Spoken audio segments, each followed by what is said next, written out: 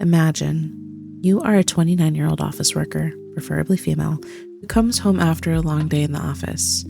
Your spouse cooked a great dinner and you wash up and settle down on the couch to doom scroll. You stumble upon a YouTube short of an unknown anime. A young man with long white hair, shirtless, is on a balcony staring down at a woman with a pixie cut who looks surprised. A much older man comes out to the balcony, grabbing his attention. The younger man turns to walk back in with the older man. The young man gives one last quick glance at the short-haired woman and leaves. She is in utter shock. Confused as you have no context, you go to the comment section to read comments like, "Poor Casca, this hurts my soul to watch," and "It's Berserkin time." Berserkin? Oh, Berserk. You finally remember. Your spouse tried to watch an anime once called Berserk before, but couldn't get into it at the time. He said you might like it though, so you search the internet looking for a short synopsis, a little summary to tell you what it's about. Okay, a mercenary who joins the Band of the Hawk. Berserk is about the struggle of a man against nature, turned up to the most extreme. From 1997. Okay. Sounds alright. A little boring for me, but you have nothing better to do. You find the entire series on Blu-ray, aka YouTube, and begin. Episode 1. A mercenary walks into a bar. Who goes there? You're a dead man. Do you know who we are?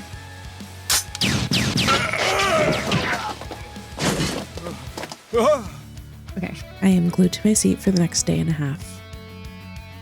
Episode 25.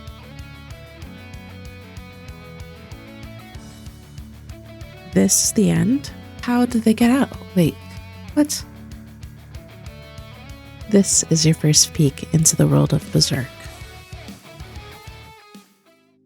Reddit keeps saying, read the manga, and another post is saying that the show is just supposed to be a teaser for the manga. They left out a ton of key characters and elements, and you think for a while, do I have time to read? Of course not, but who cares? If the anime is this good and people are saying the manga is better, you have to read it.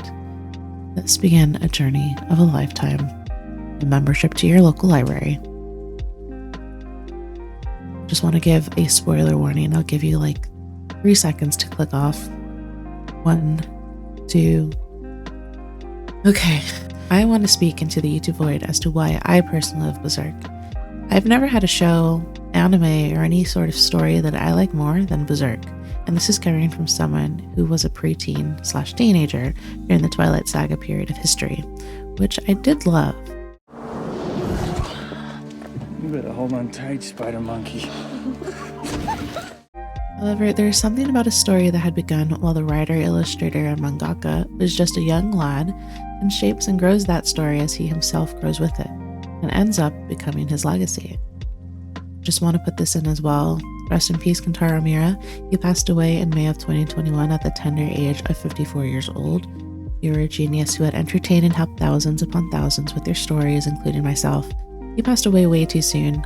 His dedication to his legacy and storytelling had not gone unnoticed, and I'm sure that while he was alive, he knew how much he was cherished, and sincerely hope his loved ones are all doing well. I know this will probably reach like 3 viewers, but just in case it gets into the right hands, I want to pass those wishes on. The world of Berserk itself is a character, point blank. It takes place in this grim, medieval landscape of what seems like endless war, corruption, and monstrosity, both metaphorical and literal. The way Kentaro Miura meticulously builds this world and then blends medieval elements with this cosmic horror is hauntingly beautiful and captivating, and immerses us in an environment both terrifying and jaw-dropping. For instance, look at these panels of the landscape. If you've never read manga before, it's kind of hard to tell what you're looking at first, but like all art, the more you look, the more you really see. And for this particular story, sometimes you don't want to see this cruel world being drawn, but sometimes you just can't take your eyes off the page. Disturbing and uninviting, yet absolutely fascinating. It's a place you probably don't want to live, at least personally for me, yet it's definitely a place you'd like to see pictures of and learn about. Like the Antarctic. Of course, you can't forget the deranged monsters of Berserk. They are also something to behold, to put it lightly. TLDR, there are grotesque demonic monsters called apostles and other supernatural forces that are absolute threats to the main character Guts, aka Gatsu, aka the Black Swordsman, aka the 100-Man Slayer, and his world. These are not merely physical threats, no, but also symbolic ones.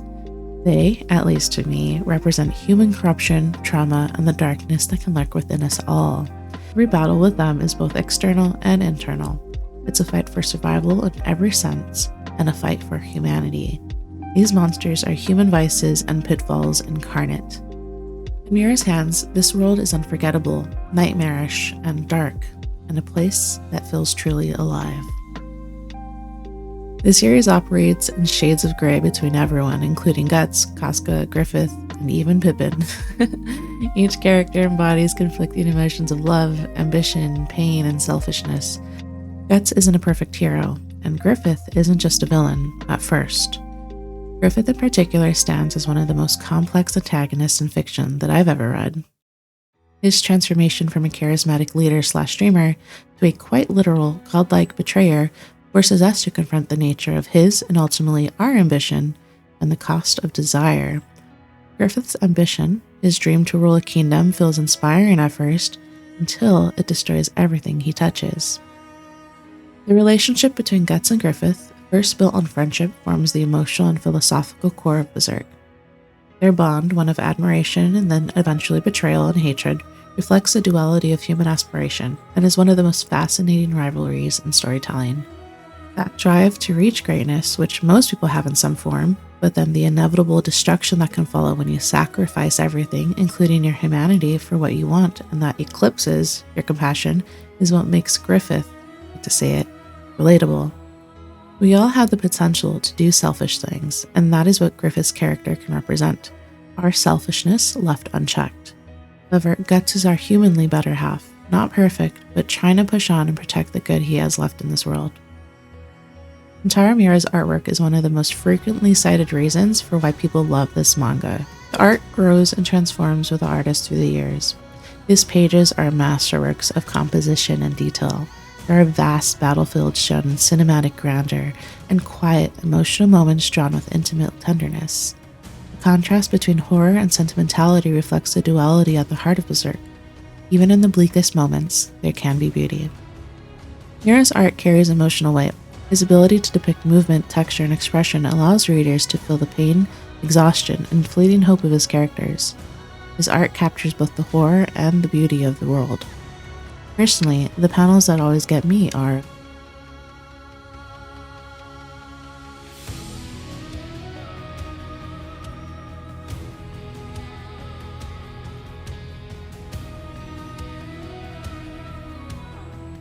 you can feel Kentaro Miura's dedication to his craft in almost all of his panels. You can stare at a single page for minutes, every line of armor, every shadow, every emotion in a character's face.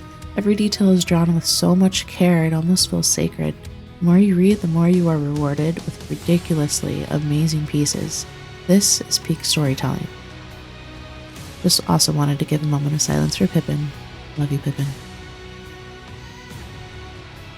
Beyond its visual power, Berserk endures because it speaks to something universal. It is a story about trauma and healing, rage and compassion, despair and persistence. Guts' journey from isolation to connection and back and forth, from a lone warrior consumed by revenge to a man struggling to show love and vulnerability despite his past, mirrors the process of surviving one's own emotional and personal demons. The relationship between Guts and Casca, though spotted by tragedy, remains one of the most emotional dynamics in any story I've read. Their bond is fragile yet sincere and becomes a rare light for Guts in a world of darkness. A reminder that love, no matter how painful, is worth fighting for. I recently saw this cutscene in the Dreamcast Berserk game called Sword of the Berserk Guts' Rage that is apparently canon as Mr. Miura wrote it and oversaw most of the creative process. Don't quote me on that, but let's just watch this clip because it made me feel better, and hopefully it'll make you feel a little better about Guts and Casca's relationship through all of this. Casca, Casca, hang in there, my love.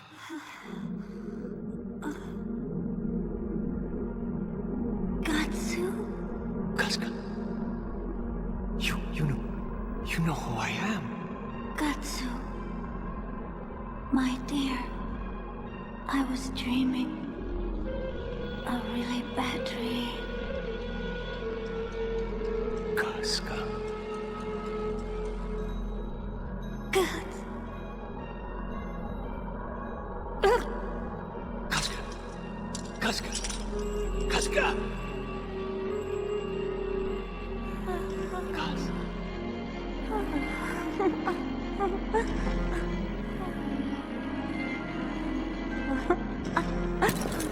My love, come back. At its heart, Berserk is a story about struggle, the raw, relentless effort to continue moving forward when everything seems hopeless. Its protagonist, Guts, is the embodiment of this theme. Born from a corpse and raised in violence, Guts' life is defined by survival. Yet his unyielding will to live and fight, even against fate itself, resonates with me on a primal level.